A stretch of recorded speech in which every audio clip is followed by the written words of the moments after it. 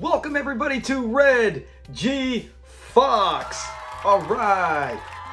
So today we are on our Fun Fact Friday and we are talking about the great Davis Roberts, better known as Dr. I have a list of things I like to cover, but he wasn't on yet. I was going to wait till probably later when A Guest in the Yard were his second. And I said, you know what?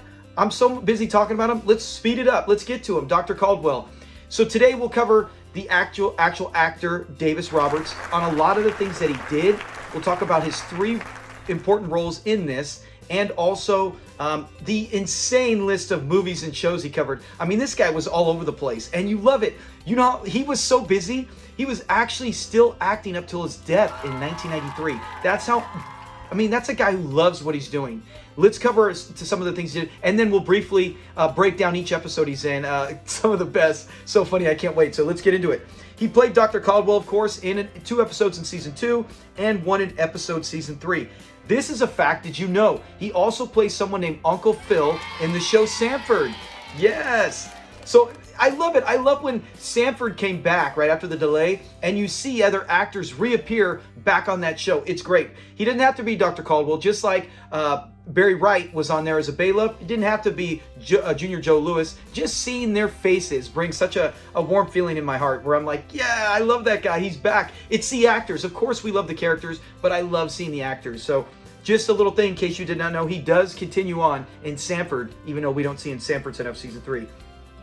Early in his career, he started working in films in the 40s and 50s, and man, he did a lot of them. There's honestly too many to cover. You'd have to look them up.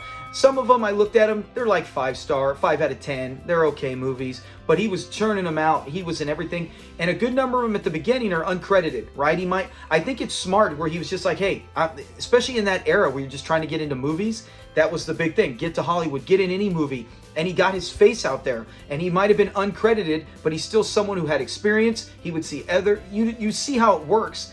Then he becomes where he gets credited roles and so on. So he did that. Then in the 60s, and it's weird, TV really took off in the early 50s with I Love Lucy. I mean, it was already big, but I Love Lucy put television on the map where it was 50 million people watching you weekly. Movies didn't do that, you know, so it was like that was the big thing. But he waited to the 60s before he jumped into television with some of them, and boy, he was in a lot of them.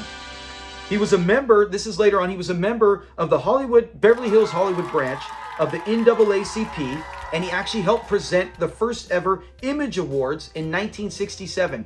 The Image Award is one to outstanding performance in film, television, theater, music, lifetime for blacks, and he was one of the ones to make the presentation at the first one. So that's great. You love when you hear, I had no clue before researching this, the things that he did and the fact that that he got to go present this award. No idea. So even by me just starting this channel, I've learned so much more than just sitting and watching Sanford and Son and going, hey, I love Dr. Caldwell. Well, who the heck is he in real life? That's why I'm so glad that we started this, so we can find out how great, honestly, all these years, I mean, on a side note, I apologize.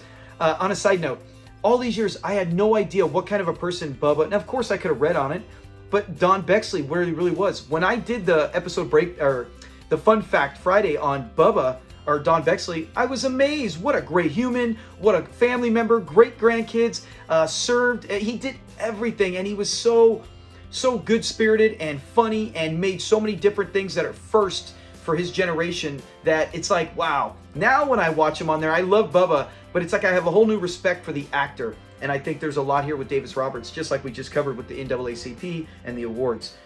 Now, let's get to, before we get to his huge, this won't be a very long episode. It is what it is. Anyways, before we get to his huge list of movies and shows, some I didn't even, like I said, there's so many to get on here, over 100. But let's get to his first appearance ever in Sanford and Son, because that's what we know him as, our community. We know him as Dr. Caldwell. Like I just mentioned, doctor, and what day is it? So he checks it, and he goes there, and he goes, well, how are you going to know? And he's all, Mr. Sanford, you were in an accident. Does your neck hurt? And he's even giving the nod. Fred's like, oh, yeah. He's all, this man has whiplash. And the mom's like, are you like a bone specialist or something? He's all, no, I'm a whiplash specialist. Because it's everyone he knows. You're looking for whiplash. I don't know how you can get that position, but Dr. Caldwell had that position. And it's so memorable just for a small set. I just put a poll out on our channel just of a couple people of, see who everyone likes. And so far, Dr. Caldwell over Calvin and over The Undertaker, Nelson B. Davis. I was like, there are a couple characters in the show that make 3 or 4 appearances and then you never see him again. And I was like, who's your favorite? Me, honestly, it's Dr. Caldwell. There is a few who really like Calvin, and then there's some who love, just like Clyde. Clyde is mentioned. He's a big supporter of our channel. He really liked Nelson B. Davis, and I love the reasoning behind it. But yeah, so that's what I love talking about all these things on our channel. It's such a great community. But yeah, so he's a great appearance for him, and he is loved. He is loved, and I think if this is his only appearance, it's still a huge impact in show history. But he doesn't get to his most popular line. Let's get to that. So his second appearance ever is called A Guest in the Yard. I can't wait till we do episode breakdown in like a month and a half on that one. But Guest in the Yard, Gus sleeps out there, and we know Gus is full of crap. I cannot believe in that episode, I won't get too much in the episode because we're wasting time, but I can't believe that Fred did not take that bat and whoop his butt out into the street. But they fall for it, and Fred wisely so says, hey, I'm going to get Dr. Caldwell out here to check this. So Caldwell comes out. You always think, I don't know. That's his big line. And what day is it? Those are the two things, because they say he works at the post office. So he's sitting there and he goes to examine him, and of course he checks and he's like, I don't know. And he's like, well, couldn't it be that he's going to be healed? And he's all, that's true. And then he goes, isn't it? And then Gus is like, isn't it true I can also stay paralyzed? He's all, that's true too. And he's like, well, what are you saying, Doc? Fred says it, and he's all, I don't know. And he says it multiple times. And I feel so bad for Fred because he pays the $10. And he's like, and he even says, this ain't working out like I thought. And he gives him the $10. And he goes, do you know how many neurologists will admit that they don't know? And Fred's like, how many? He's like, I don't know. So just those two appearances, we love him. He is a cult classic, as they would say. And he's gone. And now let's get to the third appearance. His last one in Sanford and Son, right? I'm not going to talk about Sanford, but we know he's in that. But in Sanford and Son history as Dr. Caldwell, the last appearance for him. And that was in Lamont, Is That You? I believe that's the name. But yeah, Lamont, Is That You? And that's when Bubba sees Rollo and Lamont go into the gay blade. And he sits there and he tells Fred, and Fred's like, oh, and he gets Dr. Caldwell, and remember, he's sitting there, and he's like, making all these noises, acting like he's in so much pain, and he's getting everything checked out, and he's being real loud, and then Lamont comes out. Lamont says, what's going on? Is everything okay? I didn't hear you come in, Dr. Caldwell. And he's like, oh, I'm just here to check out your father. And Fred's like, yeah, why don't you come check him out? I don't know what Fred is thinking. How do you check out if someone is gay or straight? There is no doctor who can give a physical check. Now, he tries to ask the right questions, but he's asking him. I love how he's like, oh, how do you feel about your father? Oh, so you miss your mother being around? You like a woman around the house? Lamont's like, what? What kind of questions are these? You're supposed to be checking my discs. Are my discs all in order? I love the way Lamont says that. He's all, am I okay? And Dr. Poe's all, oh, yeah, you're okay. All your discs are in order. I don't even know how he can know just by doing a few checks that he does. But he doesn't find out, and then they go outside again, and he asks him, he's like, well, he did say he prefers, his mom, he misses his mom, and he's like, uh-oh, then he is. And he's all, but he does like having a woman around the house, then he isn't. And he goes back and forth, and he's like, well, Doc, what are you telling me? I don't know. So that's his classic line. By then, we already knew because he whooped it out in the second episode. So this one, he does it several times. I don't know. Now, this time, I love it. Fred gets the revenge.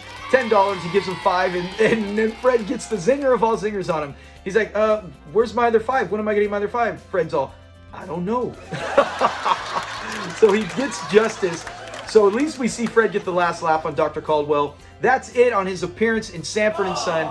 We just talked about it in good, detail. And when we reach the other episodes, we will. And also look to YouTube Shorts. I will always have shorts on our different characters. We just put one up on Caldwell. So now let's get to his movies. Remember, he did so many movies, like some of them not even heard of and some uncredited. The Long Night, I've heard of that. He did that. The Lonely Place. No Way Out. The Lion Hunters. That was one where some of these, like I said, he had an actual name and character. Phone Call from a Stranger. This was Red Ball Express, another one. This was the last one that it was credited towards him, movie-wise at least. It probably show as well before his death. He lived to be 76, so he worked all the way. Man, when you love something, I know people in my profession that worked until their mid-60s, and it's a physically, we got to lift 100 pounds at times and more, and we're doing a lot of moving and turning, and I'm like, to be working in your 60s, we had a guy who was like, I want to say 71, who finally retired. He loved his job. When you love your job, it's not work. And I think that's exactly what it was. He loved his job, and he's probably thinking, like a lot of us as we get older, I'm thinking, if I retire, I can retire in about 12 years. What am I going to do? My kids will be older now. What? Sit around making videos all day? It's like, even that's going to get old. So he loved it, and he kept working all the way up till his passing away. And his last one was called The Gifted. I've never seen it. You want to find out anything about it, go ahead and give it a check. Now let's get to some of the TV shows. And man, these span, like I said, from the 40s all the way to the 80s. Outstanding. These are some of the most memorable ones. There's others on here, like I said. The guy was just churning and being busy, which I love. And it really probably got him other parts because he had so many different things he appeared in. Amos and Andy, Crossroads, Sunset Strip, The Untouchables. We all heard of that. The Fugitive, another big show. You can hear these shows are getting more popular. The Wild Wild West, I Dream of Jeannie, Star Trek. We actually have a photo of that one. Hawaii Five-0, Gunsmoke. Man, I love the fact that he's in. We've had others on here who from Sanford and Son who appeared in the Wild Wild West and Gunsmoke. I'm trying to remember who was it. Who was it? Anyways, you'd have to go watch anyone we've done it on in the past. It could even have been.